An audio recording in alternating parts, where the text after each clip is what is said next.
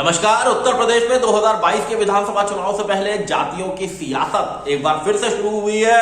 तमाम राजनीतिक दल पूर्वांचल के इलाके में 40 से 50 सीटों पर अच्छी हैसियत रखने वाले, सियासी हैसियत रखने वाले राजभर समुदाय के वोटों को चाहते हैं।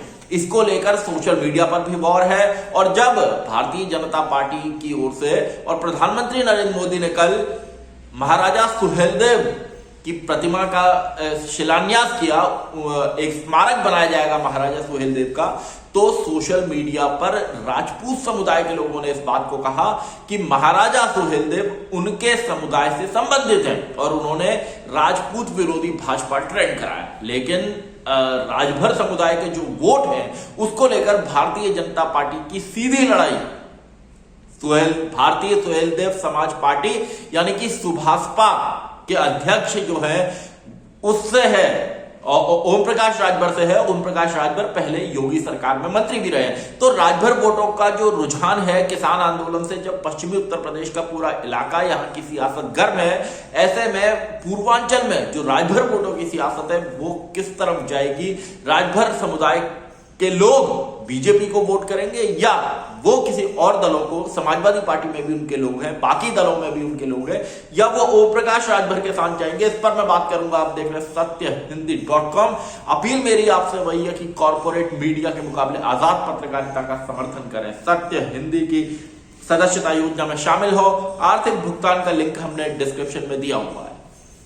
प्रधानमंत्री नरेंद्र मोदी ने जैसे ही महाराजा सुहेलदेव स्मारक की आधारशिला रखी तो इस बात की चर्चा तेज हुई कि भारतीय जनता पार्टी को एक बार फिर पूर्वांचल के इलाके में 2022 के विधानसभा चुनाव में इस समुदाय से अच्छा समर्थन मिलने की उम्मीद है।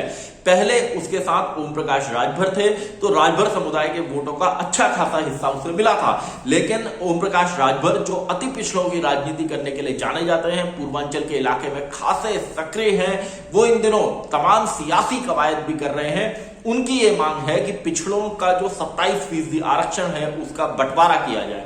उनका ये तर्क है कि अति पिछड़ी जो जातियां हैं उन्हें पूरा लाभ आरक्षण का नहीं मिल पाया, वो वंचित रही है इस आरक्षण के लाभ से, और ऐसे में आरक्षण का बंटवारा करके उन्हें सही लाभ आरक्षण का दिया जाना चाहिए। तो इसको लेकर उनकी योगी आदित्यनाथ सरकार से भी रार रही और लगातार वो सरकार से भिड़ते भी रहे और उसके बाद सरकार से बाहर निकल आए। इन दिनों उन्होंने भागीदारी संकल्प मोर्चा बनाया हुआ है। इसमें वो असदुद्दीन ओवैसी की पार्टी AIMIM को जोड़ चुके हैं। इसके अलावा भीम आर्मी के प्रमुख जिनकी आजाद समाज पार्टी है, चंद्रशेखर रावण, उनके साथ वो जुड़े हैं। शिवपाल यादव को, आम आदमी पार्टी को भी जोड़ने की उनकी तैयारी है। कुछ दल उनके साथ बाबू सिंह कुशवाहा की पार्टी और कुछ दल उनके साथ पहले से हैं। तो ऐसे में ओम प्रकाश राजभर पूरी एक इक्वेशन पूर्वांचल के अंदर विशेषकर दलित पिछड़ा मुस्लिम, दलित अति पिछड़ा मुस्लिम की खड़ी कर रहे हैं। और इस इक्वेशन से, इस समीकरण से वो भारतीय जनता पार्टी को हराना चाहते हैं। वो लगातार अपनी रैलियों में, अपने कार्यक्रमों में एजुकेशन की मतलब पढ़ाई, शिक्षा, स्वास्थ्य मुद्दों की बात करते हैं। लेकिन उनकी ही काट के लिए जब वो निकले योगी सरकार से बाहर, तो उनकी काट के लिए भारतीय जनता पार्टी ने राजभर समुदाय के लोगों को आगे बढ़ाया। बीजेपी की कोशिश है कि वो पिछड़े, अति पिछड़े समुदायों से अपने नेताओं को आगे बढ़ाए, ना कि वो किसी गठबंधन के भरोसे में रहे।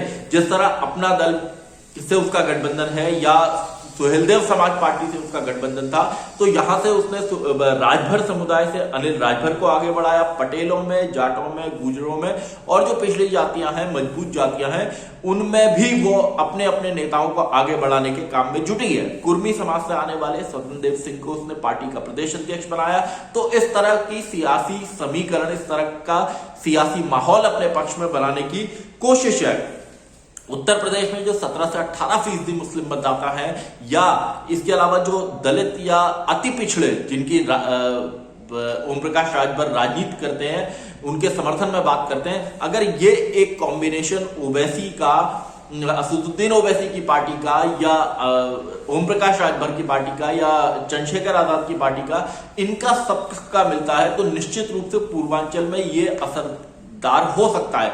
यहां पर ये बीजेपी को सीधी चुनौती दे सकते हैं, क्योंकि बीजेपी गोरखपुर योगी आदित्यनाथ वहां से आते हैं, तो वहां पर बीजेपी का भी प्रभाव ठीक ठाक है। लेकिन पश्चिमी उत्तर प्रदेश के अंदर जिस तरह किसान आंदोलन हुआ है और यहां के सियासी समीकरण बदलते दिख रहे हैं, यहां कांग्रेस और आरएलडी और खुद किसान और अब आम आदमी पार्टी भी महापंचायतें कर रही है, तो ऐसे में अगर पश्चिम से सियासी समीकरण यहां के बदलते हैं और पूर्वांचल में जातियों की लड़ाई फिर से तेज होती है, तो निश्चित रूप से 2022 के विधानसभा चुनाव पर इसका असर होगा। अमित शाह जब बने थे 2014 में बीजेपी के उत्तर प्रदेश के प्रभारी, तो उन्होंने गैर यादव और गैर जातियों को जोड़ने पर काम किया था। यही एक फॉर्मूला है जिससे बीजेपी उत्तर प्रदेश में जो ओबीसी का वोट है, 50% जो वोट है, उसमें गैर यादव जातियों को, यादव भी उसके साथ है, लेकिन कहा जाता है कि उसकी चुनावी रणनीति ऐसी है कि उसे लगता है कि यादव जो है वो समाजवादी पार्टी के साथ है, इसलिए गैर यादवों को जोड़ा जाए और इसी क्रम में अति पिछड़ी जातियों के नेताओं को या गैर यादव जातियों के नेताओं को उसने आगे बढ़ाने का काम किया है। ऐसे में जब 2022 के विधानसभा चुनाव से पहले भारतीय जनता पार्टी, ये कहा जाता है कि राम मंदिर निर्माण का एक चरण जब पूरा होगा, ठीक उससे पहले उसका शिलान्यास होगा, तो यहां से जो हिंदू पॉलिटिक्स है वो शुरू होगी और इस तरफ जो जातियों की राजनीति है वो शुरू होगी। यहां असदुद्दीन ओवैसी भी होंगे और जब वो कोई कॉम्बिनेशन बनाएंगे तो जो जिस तरह की जीत हैदराबाद नगर निगम चुनाव में या बिहार के विधानसभा चुनाव में मिली असदुद्दीन ओवैसी को, तो क्या मुस्लिम मतदाता उनके साथ जाएंगे? और अगर मुस्लिम मतदाता और राजभर मतदाता, अति पिछड़े मतदाता और दलित मतदाताओं का एक कॉम्बिनेशन बनता है, तो क्या ये भारतीय जनता पार्टी के लिए 2022 के विधानसभा चुनाव में किसी चुनौती की तरह होगा?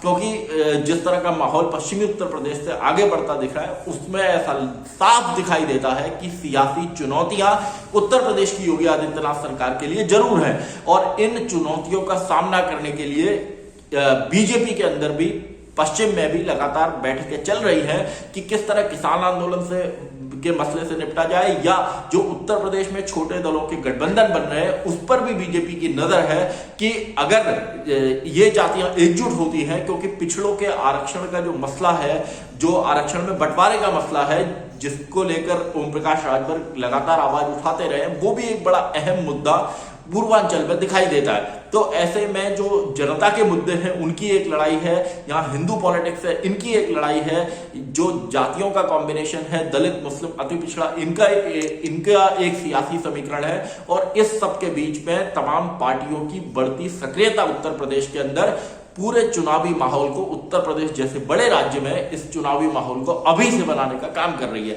तो अगर ओवैसी, राजभर और इस तरह का समीकरण उत्तर प्रदेश में बनता है, जिसमें अगर आम आदमी पार्टी भी शामिल हो, तो क्या ये भारतीय जनता पार्टी के लिए चुनौती बनेगी और क्या पूर्वांचल के इलाके में राजभर मतदाता बीजेपी के बजाय ओम प्रकाश राजभर को चुनेंगे? क्योंकि बीजेपी की भी पूरी कोशिश है कि राजभर और अति पिछड़ी जातियों के बाकी मतदाता भी उसके साथ आए। और जब प्रधानमंत्री नरेंद्र मोदी ने महाराजा सुहेलदेव के स्मारक की आधारशिला रखी, तो यह संदेश माना गया कि भारतीय जनता पार्टी अति पिछड़ी जातियों के महानायकों को, महापुरुषों को, राजाओं को पूरा सम्मान देकर उनको अपने पाले में लाना चाहती है। इससे पहले अमित शाह 4 साल पहले महाराजा सुहेलदेव के पर एक किताब का विमोचन कर चुके हैं। केंद्र सरकार ने एक ट्रेन भी चलाई थी जिसे महाराजा सुहेलदेव एक्सप्रेस कहा गया था। तो देखना होगा कि पूर्वांचल के अंदर राजभर वोटों की सियासत में जो बाकी कॉम्बिनेशन ओम प्रकाश राजभर बना रहे हैं वो क्या बीजेपी पर भारी पड़ती है या भारतीय जनता पार्टी इस सब के बीच में हिंदू पॉलिटिक्स के जरिए इन दलों को सियासी मात दे सकती है। इस पर हमारी नजर बनी रहेगी। आप देखते रहिए सत्यहिंदी.com। धन्यवाद। सत्य हिंदी का ऐप डाउनलोड करें गूगल प्ले स्टोर पर।